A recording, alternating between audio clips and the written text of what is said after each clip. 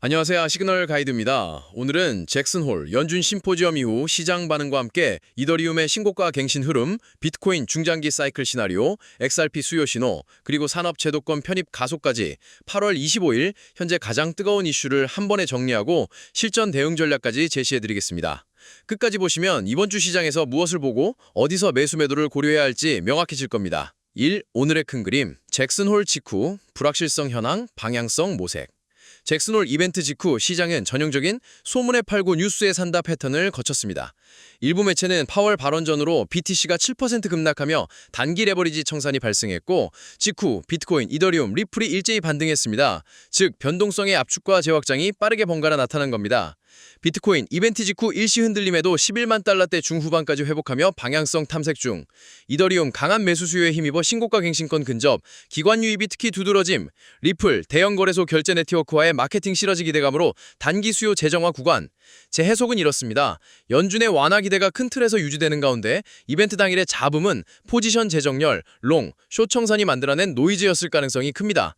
따라서 이번 주 전략의 핵심은 과도한 추격 대신 눌림, 분할, 리스크 관리입니다. 핵심 포인트, 비트코인 11만 백 12만 달러 박스 상단 하단의 이탈 복귀의 주목, 이더리움 강한 펀드멘털과 수급, 4.7키에서 4.9키 구간 지지 확인 후 추세 추종, 리플 모멘텀 재점화, 광고, 결제 제휴, 유동성 뉴스 체크하며 스윙 관점. 2. 파월의 잭슨홀, 완화의 문은 열어도 돼 과한 약속은 없다. 잭슨홀 연설의 톤은 상황이 무르익으면 돕겠다는 메시지로 요약됩니다. 노골적인 B컷 0.5%포인트 인하 신호는 없지만 성장 둔화, 고용 냉각이 더 확인되면 금리 인하에 나설 수 있음을 재확인한 수준입니다. 과거에도 잭슨홀 전후에는 옵션 델타 감마 포지션 해소가 촉발되며 현 선물 괴리와 파생 변동성 왜곡이 단기 급등락을 불렀습니다. 이번에도 크게 다르지 않았습니다. 중요한 건 이후 S2주, 망 3주에 걸친 방향성입니다. 연준이 확정적으로 뭔가를 약속하진 않았지만 시장 기대는 연내 완화 쪽으로 기울어 있습니다. 전략 제시, 이벤트 직후 48회성 리시 2시간에는 과열, 과매고 신호 동반한 역추세 진입은 소량, 짧게, 확률 높은 트레이드, 재돌파, 재이탈 확인 후 추세 추종, 확인 매수, 매도, 파생 활용, 콜풋 스프레드로 방향성 매팅, 손절가 명확화. 3. 이더리움의 2021년 고점 돌파, 시가총액 6천억 달러 근접. 핵심입니다. 이더리움이 2021년 고점을 넘어 신고가를 경신했고 시가총액 6천억 달러에 근접했습니다. 숫자 이상의 의미가 있습니다.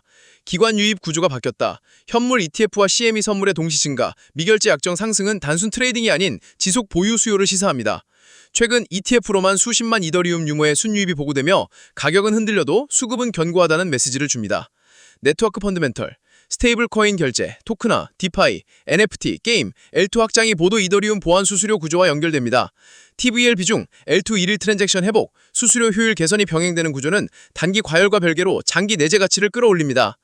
가격 전략, 단기 관점, 4.7키에서 4.9키 지지, 5.2키에서 5.5키 구간 분할 청산, 트레일링 스탑.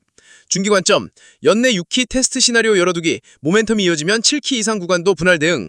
체크리스트, ETF 순유입 추이, 선물 현물 베이시스 OI 펀딩비, L2 거래량 수수료, 스테이블 코인 순발행, RWA 기관 파트너십 뉴스.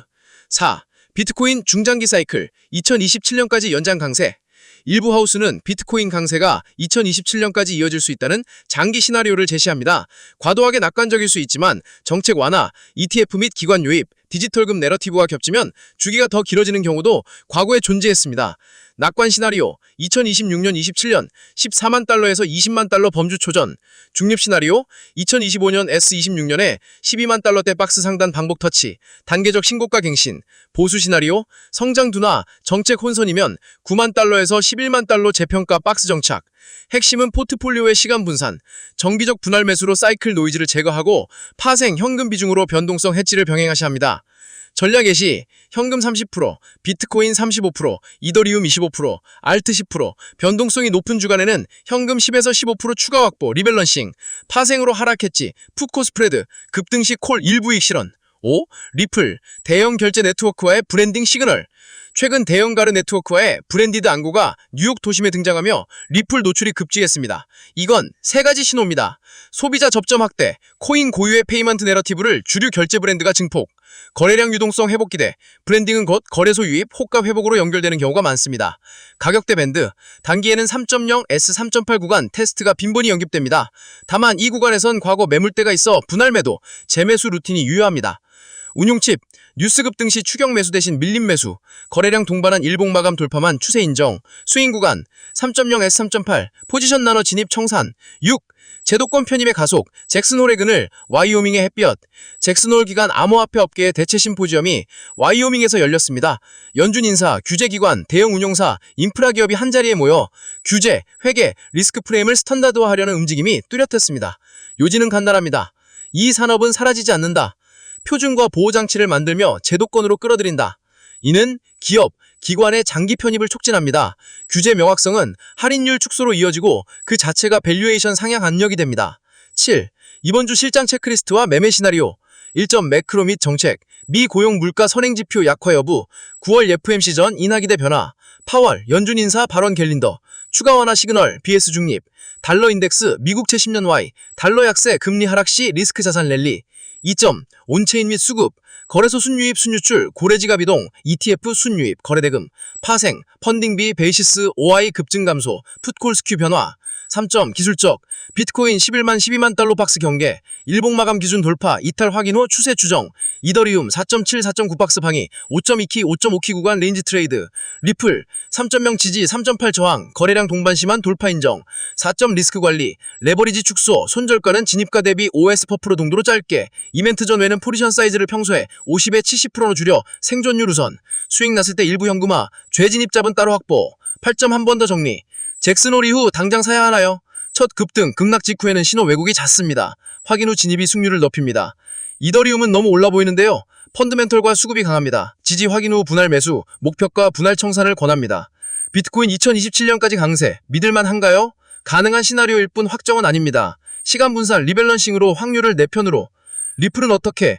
브랜딩 모멘텀은 수요 촉진 신호입니다. 다만 저항대가 뚜렷하니 스윙 분할 전략이 유리합니다. 오늘은 잭슨홀 이후의 파장, 이더리움 신고가 갱신 흐름, 비트코인 중장기 사이클, 리플 수요 신호, 제도권 편입 가속까지 8월 25일 현재의 핵심을 모두 묶어드렸습니다. 이번 주는 확인 후 추세 추정이 핵심입니다. 과감함은 손절과 세트일 때만 힘을 발휘합니다. 도움이 되셨다면 구독, 알림 설정 부탁드리고 더 궁금한 이슈는 댓글로 남겨주세요. 지금까지 시그널 가이드였습니다. 감사합니다.